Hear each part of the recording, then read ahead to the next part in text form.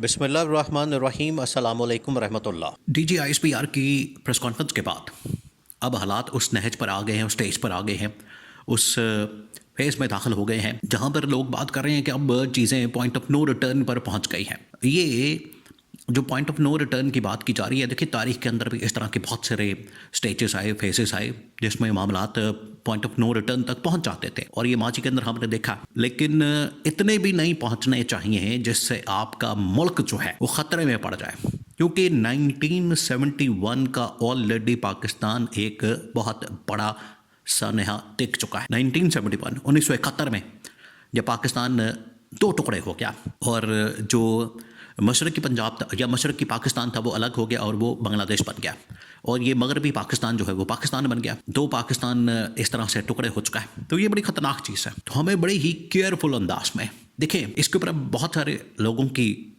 जानिब से बात की जा रही है।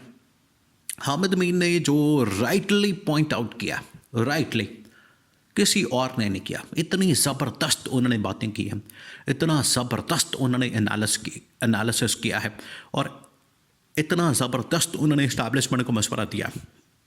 देखिए, एक बात आप जहन में रखें, इमरान खान भी और पूरी पाकिस्तानी कौम भी इस बात के ऊपर बिल्कुल कायम है और इसमें किसी को शक नहीं होना चाहिए, दो राय नहीं है कि ये फ़ौज भी हमारी है, ये मुल्क भी हमारा है, इसमें किसी को शक नहीं होना चाहिए। और हम अपनी फ़ौज के साथ भी प्यार करते हैं, बिल्कुल वो बॉर्डर के ऊपर लड़ती है, दिफा करती है, बड़ा ज़बरदस्त काम करती है और पाकिस्तानियों की हर स्टेज के ऊपर, चाहे कोरोना का वायरस हो या फिर कोई और मसला हो, ज़ल्ज़ला हो, सैलाब हो, कोई और आफत आ जाती हो, तो पाकिस्तान की फ़ौज जो है हमेशा सामने नज़र आती है। और सबसे बढ़कर जो पाकिस्तान की दिफाई जो सलाहियत है इनके अंदर बॉर्डर्स की, वो बड़ी ज़बरदस्त है। तो उसमें तो पाकिस्तानी कौम जो है अपनी पाकिस्तानी फ़ौज के साथ खड़ी है। लेकिन मसला कहाँ आता है, ये इसको पहले आइडेंटिफाई करने की ज़रूरत है। देखिए, जो मसला होता है उसकी 3 स्टेजेस है। सबसे पहले तो आपने उस मसले को आइडेंटिफाई करना है, ये होती है पहली स्टेज। फिर सेकंड स्टेज होती है कि आपने उसका हल तलाश करना है, सोल्यूशन निकालना। थर्ड पे स्टेज आती है इम्प्लीमेंट करके तो आपने उस मसले को ख़त्म करना है। ये 3 स्टेजेस होती हैं।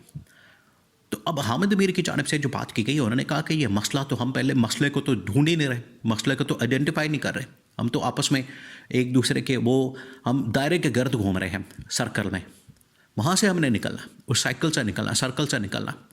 जितनी देर तक हम वहाँ से नहीं निकलेंगे उतनी देर तक मसला नहीं हल होने वाला। मसला जो का तू है, उधर का उधर ही पड़ा, वो तो हल नहीं हो रहा।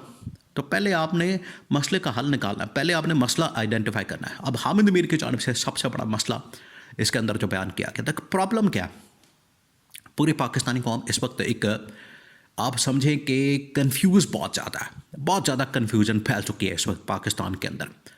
और सोशल मीडिया की वजह से अब हर बंदे के पास, हर शख्स के पास मोबाइल फ़ोन है, उसके पास इंफॉर्मेशन है, उसके पास नॉलेज है, उसके पास हर तरह का उसके पास ये एक्सेस है इंफॉर्मेशन तक, तमाम के तमाम उसके पास टूल्स मौजूद हैं।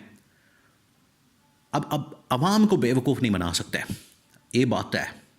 अवाम का जो फ़ैसला होगा, अवाम की जो राय होगी, अवाम का जो इस वक्त डिसीजन होगा, उसको फ़ाइनल होगा, फ़ाइनल तस्वर किया जाए, हतमी किस्म का। अब कन्फ्यूज़न बहुत ज़्यादा फैल गई।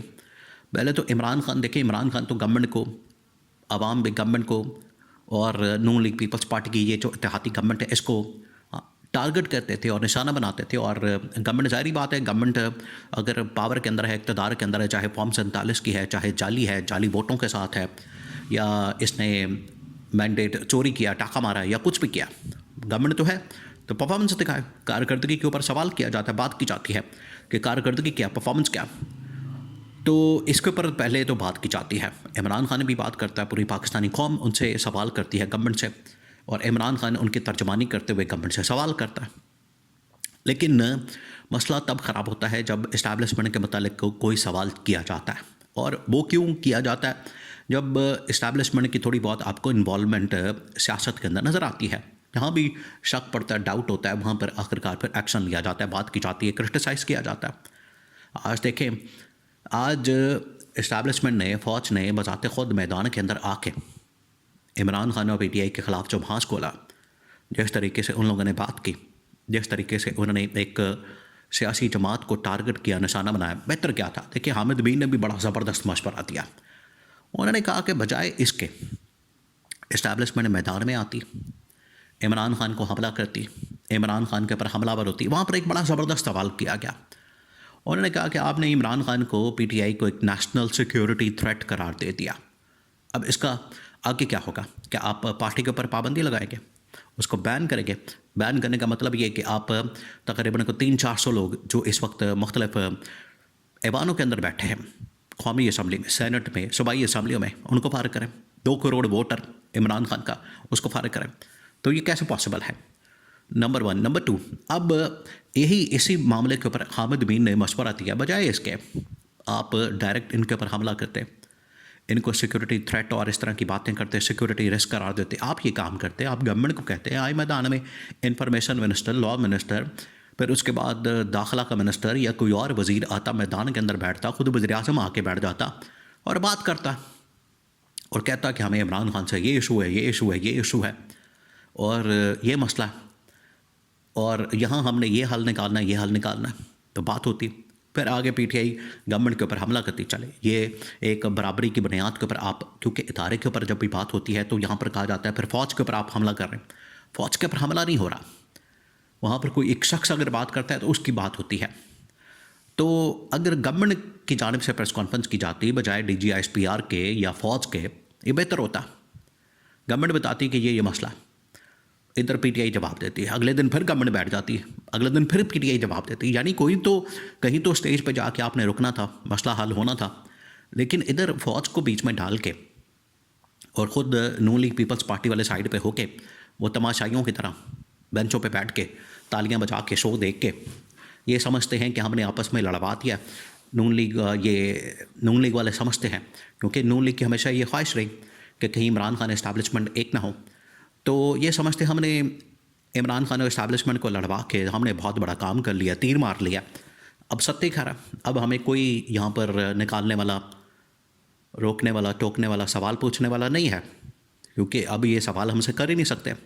यही तो प्रॉब्लम है। जब आप गवर्नमेंट को सवाल करेंगे, गवर्नमेंट की कारकर्दगी के ऊपर बात करेंगे, गवर्नमेंट के ऊपर तो बात नहीं कर रहे। ये जो गवर्नमेंट की IMF वर्ल्ड बैंक की रिपोर्ट थी, इसके ऊपर बात करते हैं, इसके ऊपर सवाल करते हैं, इस्टेब्लिशमेंट से पूछते हैं। वहाँ पर सवाल किया जाता है कि ये 5000 अरब रुपए की करप्शन है, गवर्नेंस के बहुत ज़्यादा सवालिया निशान हुकूमत के ऊपर, उनकी मैंडेट चोरी के ऊपर, डाका के ऊपर, ये जो आलमी इदारों ने सवालात उठाए हैं, तो इसके बारे में आपका क्या मौक़िफ़ है? तो गवर्नमेंट को टारगेट करना असल मकसद है। ये हामिद बीन ने कहा कि आप गवर्नमेंट को टारगेट करें, गवर्नमेंट को निशाना बनाएं और गवर्नमेंट से पूछें कि आपने इसका हल क्या निकाला, आपके पास मसले का हल क्या, ये पाकिस्तान के मसाइल हैं, इनको हल करें। ये बेहतरीन मशवरा दिया। नहीं तो फिर इमरान खान को बाहर निकाले में बजाते खुद आके जवाब दे।